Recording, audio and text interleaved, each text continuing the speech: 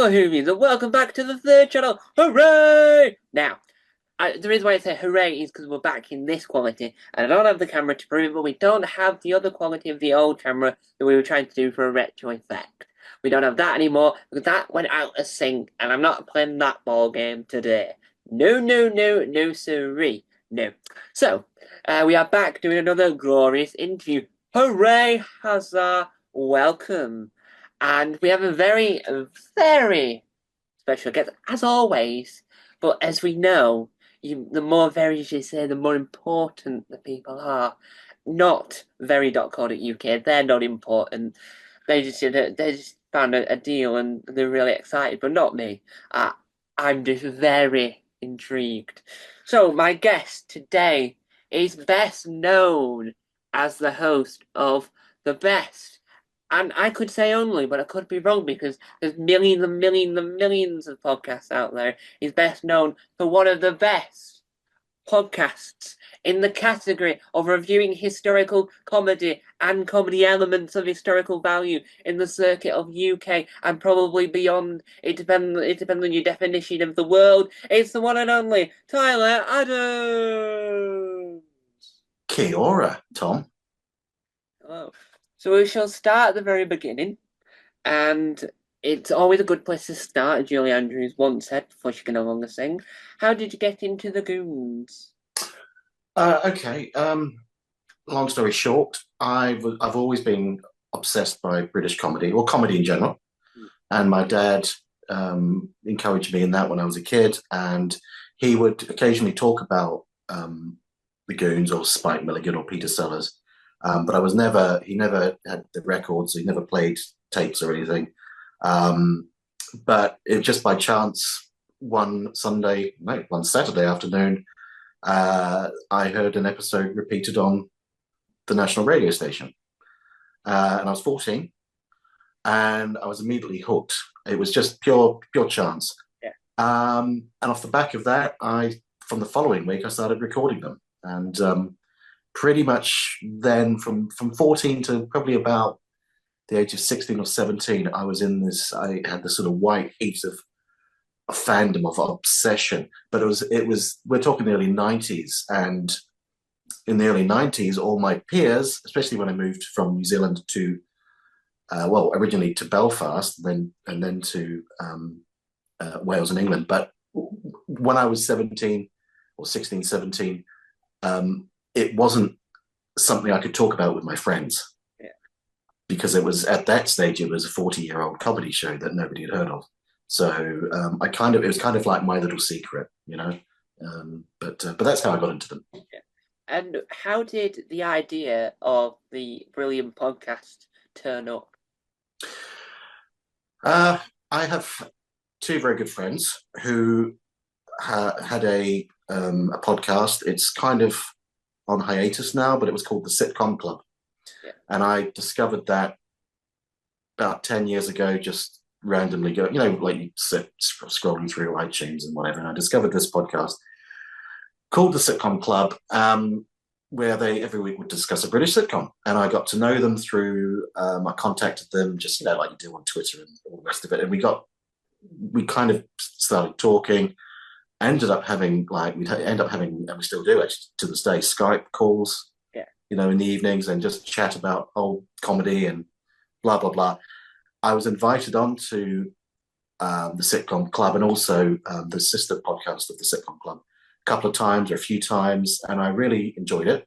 Yeah. And by 2021, when everyone was obviously stuck indoors, I was looking for an outlet. I was looking for something to do that was going to be creative and that I could, call my own. And I was discussing it with the chaps. I said, I want to start a podcast. I don't know what to start it about. I don't know what it would be about. Maybe comedy in general. But I wanted something specific. So I thought, the Goons. I know about the Goons. Yeah. And that's how it began. It just off the back of just being bored during COVID, really. And why do you reckon that the podcast became the popular juggernaut that it is? Because of me, probably. No. I don't know. I was very lucky early on, very lucky because like with every podcast, everyone that does a podcast, their first dozen, half a dozen episodes are always pretty ropey because you're finding your feet. And I guess the early ones that I put out did okay. People, we started getting some good downloads, and then very early on, the writer David Quantick, comedy writer David Quantick, actually um, did a tweet saying he's just discovered that there's a podcast about the Goon Show and it's great, right? And off the back of that, I contacted him. I said, "Oh, love you, hello, Mr. Quantick. Do you want to come and be a guest on my show?" And he did. And off the back of that, I think he then recommended me to Mark Steele. Yes, he did. Not Mark Steele, Mark Thomas. Sorry, Mark Thomas. And he also recommended me to Al Murray. So off the back of that, I got those guys on as guests, and that built up. That basically attracted more listeners. And gradually, also people that I had on the show who were listeners, who were fans, who came on the show as guests. One in particular, a guy called Mike Haskins. He works with Griff Rhys-Jones. Yeah. He managed to persuade the relatively private Griff Rhys-Jones. He persuaded him to come on the show, and so again, that was a big get, big guest get. So I think it's a mixture of having some really good guests. Well, all my guests are special, but some name guests. Yeah. And also, I have really tried to evolve the show so that we don't just talk. We don't just talk about the Goons. Yeah. We talk about Peter Sellers films. We talk about Spike Milligan stuff. But also, I'm really trying to talk about general oldish comedy as well. Yeah. So, yeah. And one of the things that happened because of the podcast, and because generally when something is about a certain genre, but when there's not many other competition, and it's like it becomes a big deal because of the fact that it's one of a kind and it becomes a deal. What was it like being a major? Well, I'll say it's like a bigger deal than you would expect, part of the Goon Show Preservation Society. What do you mean? There's a large section of the website based on the episodes in detail of your podcast. Yeah, I was very very glad that I got connected with the GS. I used to be a member of the GSPS when I was a teenager, and it lapsed because I kind of stopped listening to the Goons for about 25, 30 years. Always kind of had an interest, but I just the fan side just sort of went into limbo for a bit. Anyway, but I rejoined the GSPS off the back of the podcast. I got to know people that are important people within the GSPS, and they've been very, very, very, very, can't think of the word. What's the word? Generous in terms of promoting the podcast, and not just on the website, but also in the magazine, the quarterly magazine they put out. So I couldn't, a lot of the success has been off the back of them, and I really do appreciate it. Yeah, and do you reckon that it helped to show off the uniqueness of this podcast because the fans find it due to the fact that there's this major, I'm not going to say a corporation, but major society that's heralded by like the current King of England, and do you reckon that helps the brand of your podcast? Definitely. One thing that I do try to be is I try not to be uncritical about what I'm talking about, like a film or a particular episode of the Goon Show or whatever, but I'm not slavish in terms of praise all the time for the sake of it. And you do got, so I have tried to make it so it's not like a fan pod. I don't know. I mean, how many Doctor Who podcasts are there out there? I'm sure that a lot of them are very slavish in their praise of Doctor Who, and they everything's great, everything's perfect. Whereas I try and be even-handed and critical when I need to be. And I think some members of the GSPS I get the impression some would prefer that I just stuck to talking about Goon Show episodes and not so much talk about other stuff, but I like to mix Yeah, it up. yeah.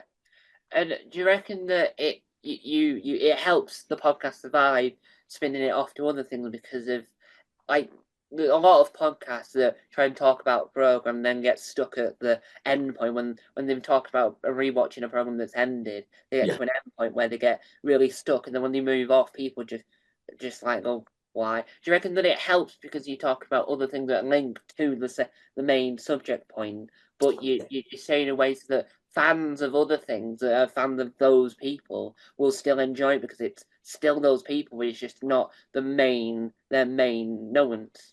absolutely. Yeah, because I get bored if I just because originally it was just going to be me talking about episodes of the Goon Show originally, and it was my first guest who I'll give him a name check, Adam Leslie, who designed the Goon Pod logo and did the theme tune as well. He said to me, "Well, why don't you broaden it out and make it about just anything that's got a Goon connection, however tenuous, you know?" So yeah, so I have done episodes which I have designed. They have been specifically designed to try and lure in listeners who aren't necessarily interested in the Goons. Yeah, Okay, so I've done Monty Python's Life of Brian because Spike Milligan's in it for 3 seconds, so that yeah, nice. yeah, I've done. I've even done shows that have got no connection with the Goons. For like at Christmas, like I did Clockwise, the John Cleese film last year. And as I said about guests, I've had guests like Rory McGrath and John Lloyd, where they've touched on the Goons, but the main thrust of the conversation has been about their career. yeah. So you get fans of them who discover the show as a result.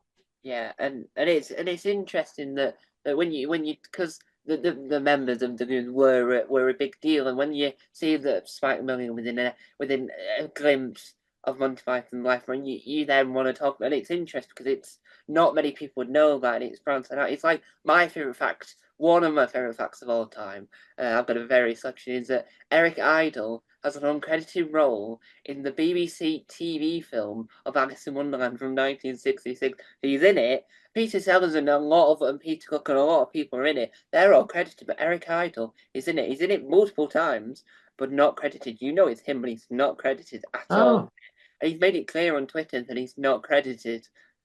yeah. Well, I'm actually, we're going to cover that at some point. That's the Jonathan Miller one, isn't it? It's the one that was made for adults, not children, because Yeah, they yeah, wanted to do something different to what normally happens. yeah. Because Peter Sellers made two versions of Alice in Wonderland, or was in two versions of Alice in Wonderland, one in the '70s as well as one in the '60s. Oh, Eric Idle's in it, right? Okay, so when I come to do that, I will be able to insert that fact in there like it's my own. Well, so I had to Google just to verify this, and someone had pointed it out, and then Eric had retweeted that and gone, "That is true. That is definitely me," because she played a game called Spot Eric Idle, where she tried to take a screenshot of Eric Idle and post it online, and then he saw it, and then went, "That is me. That is," and it really does. It really is him. It's weird. He's very distinctive looking, Eric Idle, isn't he? So you It, can't. he is, You and sure? Hang on. You sure it wasn't? You sure it wasn't a young Steve Punt? well, I mean, it's really good. I've seen it multiple times. It's a weird link because it survives. It survives in its entirety, and you wouldn't know that it's from the '60s because of how clean it is, and none of the dust and grain that you would see on those type of things aren't even on that. Yeah, And it's yeah. incredible, and the audio's perfect, and you just feel like you're watching something that would have been made 3 weeks ago, but purposely black and white for the effect of wanting it to look old. Well, something like that, they don't date because they're not contemporary. They're not showing contemporary life in the '60s, are they? So the fashions don't date and Yeah, that sort of thing. yeah. And with the podcast and with the element of the way that podcasting in itself is heading, do you think that your podcast will ever materialize in the world of visual? Because that seems to be the popular area of where podcasts are heading. Yeah, I've thought about it, but I'm not. I mean, look at me. I'm not particularly attractive. Um, and also it's quite, I don't know. You mean just me on posting the podcast on YouTube with just me talking to a guest as we are? Is that what you mean? Yeah, because Spotify now does a feature where a lot of people now just uploading videos, and so on Spotify you could just be watching a video instead of listening to it, which is what YouTube does. But it's becoming a popular thing because Right. more people are doing it. They're spending money on sets, or they're just turning the camera and recording it and forgetting that they're doing a podcast because they're just recording visuals. Yeah. It's something I've thought about, but whether I do it or not, I don't know. Because although you said that my podcast is popular, it's still quite niche. It's Yeah, still quite a niche yeah, subject. yeah. Would it double the audience if I included visuals or what? I think it would enhance people find it from YouTube because people want clips of goons and then people look at Right. them and then you'll come up slowly. It's like when I made a podcast about Taskmaster in the world. I just because I did it in different platforms, I just became more popular than the official podcast itself because I was just there everywhere. They couldn't get Hmm. rid of me. They knew I existed and they definitely knew because I posted it in every platform. So I think the visual element would enhance it and make it, and you can add in like different images and reference points Okay. to what you talk about. Maybe I should do that. Yeah. Hmm. Okay. And so, for anyone that's got to this point in the interview and might want to get into podcasting, what's your advice for someone that sat there thinking, "Oh, I want to create a podcast." Right. The first thing I'd always say is be consistent and be regular. And so mine goes out weekly every Wednesday. And I've never, I mean, I've had breaks of, I had a 3 month break beginning of this year and the previous year because my dad passed away. But other than that, it's been a weekly show every Wednesday and people grow to expect it. Yeah, So I am a keen podcast listener myself, and I always think what I always I designed the podcast and I do the podcast the way obviously I like to do it or I want to do it, and I get annoyed when podcasts I enjoy come out sporadically rather than come out regularly. yeah, You know what I mean? yeah, I also think that podcasts where there's no editing or very little editing, sometimes where you get 20 minutes at the beginning of a podcast where you've just got a group of 30 something friends yeah, talking about what they did last night. And that's left in. I don't like that. So, I mean, we go on my podcast that we go off on tangents. We talk about all sorts of stuff, but I'd like to think that what's kept in yeah, at least is relevant to a certain degree. yeah, And research. The third thing, make sure you researched up the wazoo in terms of what you're talking about. Because here's this. I always use this as an example. I listened to a film podcast once. I can't remember what it was, which one it was, but they were talking about some film. yeah, And then one of the hosts, who's meant to be a movie buff and a movie fan and a movie expert, said, "Who was the lead actor in Gone with the Wind? Was it Robert Redford?" Right? And I just threw my phone across the room. I just thought, if you purport to be the host of a movie podcast, you should know that sort of stuff. yeah. You know? So know your stuff. Yeah. And because of the way that the radio works in general, mainly Radio 4 Extra, which is the avenue of going down, why do you reckon that the Lagoon themselves are still so popular? Because they still air quite not as they still air quite regularly on Radio 4 Extra. Yeah, I mean, it's when I started the podcast, I really expected it would only last a short while because I expected very few people to listen to it or pick up on it because I wasn't sure what the audience for the Goons was then. And what became apparent, and also, by the way, I thought that my listenership would be men in their 70s and 80s, pretty much, and that would be it. But what became very, very quickly apparent is that there's still a great love for particularly Spike Milligan I mean, he's held up as one of the greatest comedy geniuses that I say this country has ever produced. But he's obviously born in India, but you know what I mean, and he's Irish. But he, I think it's the appeal of Spike Milligan. Obviously, Peter Sellers as well is still very popular. It's a very funny show, and it holds up. Not all of it holds up today, but a lot of it does. Yeah. And it's it's. I think it comes down to the pulling power of Spike Milligan first and foremost. Pretty much what I would say. Yeah. And one of the things that when you look into things and the BBC have made countless documentaries on the fact, because it's like there was a documentary I saw about about radio things that moved to TV that didn't work as well. Why do you reckon that the Goons weren't as successful on the TV than they were on radio?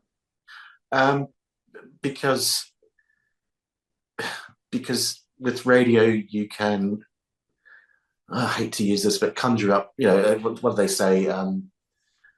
Radio is, I can't think what the phrase is. There's a cliche that people use, but basically it's an oral cartoon, The Goon Show, and you can have people driving Wurlitzer organs across the desert and stuff like that.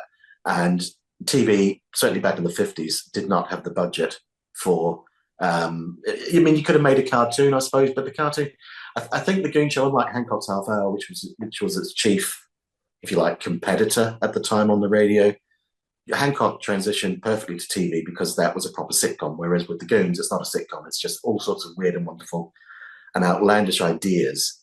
And also, I think everyone has the characters, the image of the characters in their heads. And when they tried to actually visualize the characters in a fairly unsuccessful, well, it was sort of successful, but not that successful show called The Telegoons in the early 60s, it just didn't work because the characters were just, they didn't really resemble the characters as people envisaged them. Yeah. And do you reckon that because I know it's happened before, but do you reckon that if they brought back the idea of what the Goons represent, do you reckon that would still work now, or do you reckon that should just stay where it is because it might not, that type of humour might not translate anymore? Yeah, I don't think. Well, obviously, all the performers are dead now anyway. But if someone was going to try and make a new version of the Goon Show, it would absolutely need to be different, need to change. There's evergreen gags and there's jokes from the Goons that work today. Of course there are, but there's also quite a bit of creaky stuff and stuff that people in polite society would not even think about discussing today. Rightly so. So I don't think, I think it was very much of its time. It was born out of the ravages of the war. It's obsessed by the war, and I think it deserves to stay in the 1950s, but still be enjoyed today. Yeah, and we've come to the point in this where we know a lot more about you. Have you got any projects that you're excited for people to see or hear? Well, because I said before, I don't like being repeating myself. I like to shake the show up and tackle different topics. I have started a separate show, which is it's called Goonpod Film Club, but the whole point of it is we talk about British comedy films that don't have any connection with the Goons, or at least don't have. We talk about British comedy films that myself and guests enjoy, which would not feature on Goonpod because they don't have any Goon connection, if that makes sense. So we've covered films like Hard Day's Night, because that is a comedy film. It's a great comedy film. Billy Liar, Kind Hearts Coronets, and Guest House Paradiso most recently, which was the Rick Mayall, Ed Edmondson film, the Bottom movie, basically. Now that's a spin-off that's on Patreon, and that's slowly building up ahead of steam and getting subscribers. So I'm looking to step that up as well. But yeah, Goon Pod will continue, and uh, who knows? I mean, I will run out of subjects to talk about on Goon Pod eventually, and I will start scraping the barrel and talk about, I don't know, Harry Seacon's Highway series and stuff like that that I don't really want to talk about. But there will come a point where I will have to put it to bed, and then maybe I don't know, maybe I. What baffles me is that no one started a podcast like mine about Monty Python.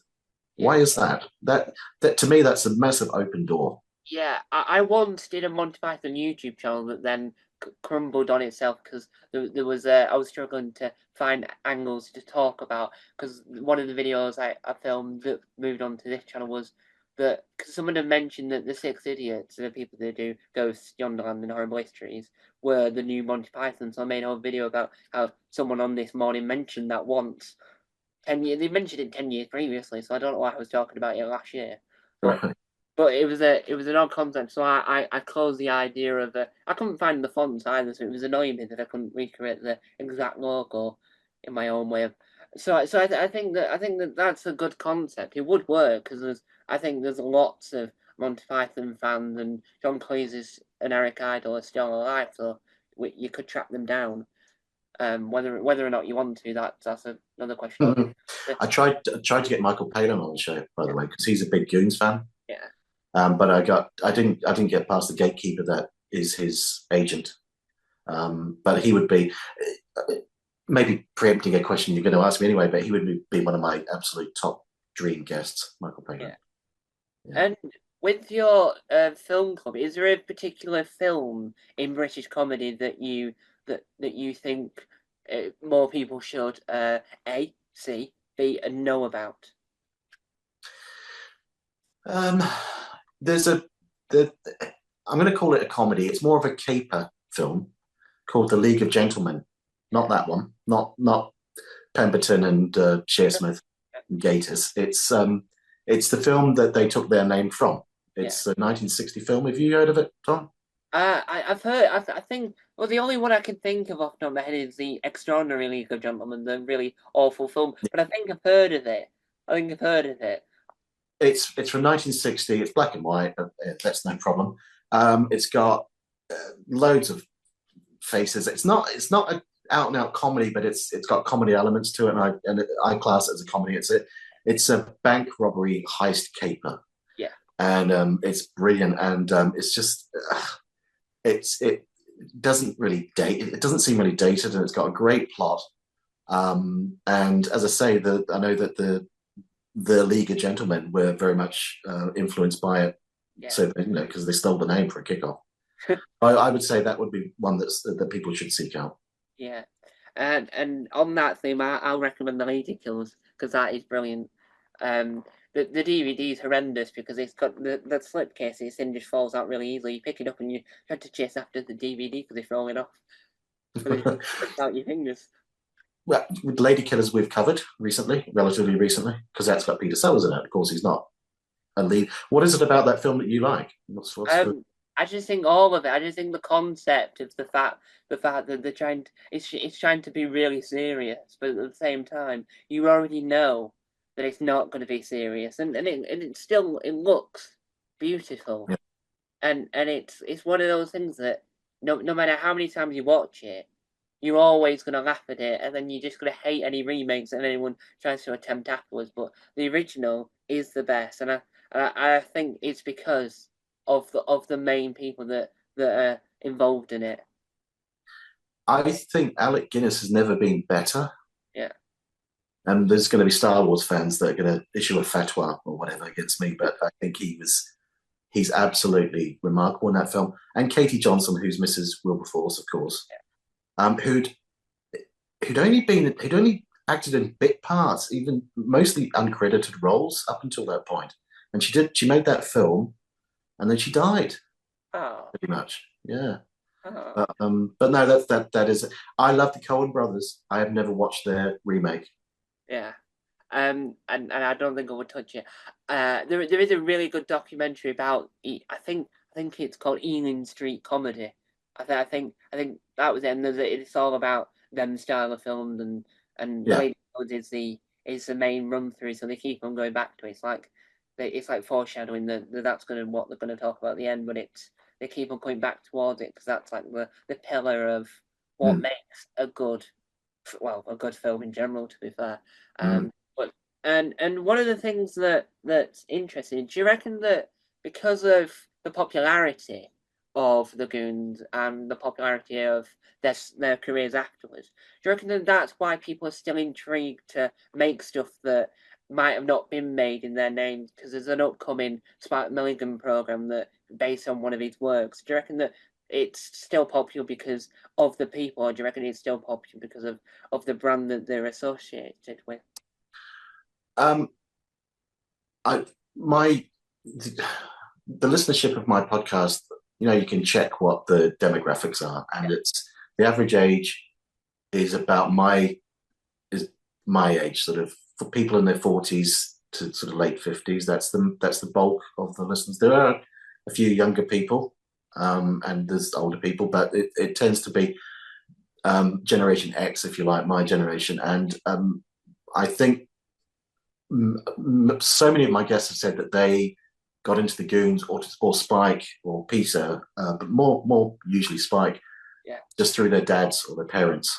yeah, And even and they in turn, now that they have kids, they have introduced their kids to Spike yeah, and the Goons, and it's generational. It keeps sort of being handed down.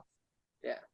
And as we come towards the end of this glorious, fantastic, magical interview, still not swallowed that dictionary. I got sidetracked by the Irish dictionary, but then I lost track after the first letter because I couldn't work out to pronounce it. So I just spat it back out and tried to put it back together with the extra super glue. So we're still working on words. I'm currently in the letter I. It's a nightmare. Trust me, it's an incredible nightmare. It works, but it tastes quite nice when you swallow it down with a bit of milk, but it's just quite chewy to eat, especially when you get to the centerfold. The hardback's the worst because it's really chewy. Where can people find you without giving away your home address? Where can people track you down online? Well, I'm still going to call it Twitter. Mm. Elon's Elon's Howl Pit. I'm on X or Twitter. It's at Goon Show Pod. Facebook, there's a Facebook group. If you just search for Goon Pod, you can join the Facebook group. Um, and and Blue Sky. I can't remember what the Blue Sky address is, but again, Goon Pod on search Goon Pod on Blue Sky. Yeah. And where can people find your amazing podcast? In all the usual places. It's Spotify. It's not iTunes anymore. It's Apple Podcasts. Most major podcast platforms, and maybe coming soon it will be in visual as well. So who knows? Thanks to your recommendation. And so there we have it. Another outstanding, extraordinary, brilliant. I've run out of words there. Interview. Yes, another glorious interview. Well done, me. Self-congratulations is the type of thing you get when you haven't got a live audience staring at you. Just one person staring at you when they're at home. Yes, I am talking to you, Jim. That'd be really funny if somebody else called Jim, but I don't know many gyms. So we'll be back with more wonderful interviews. Yes, I'll never disappear. You'll always see me. Ooh, that's my own fault for creating 22 YouTube channels. I know. Don't blame me. Well, do blame me, but don't blame me. You get what I mean. So anyway, guys, thank you guys for watching. And remember, no, I've forgotten.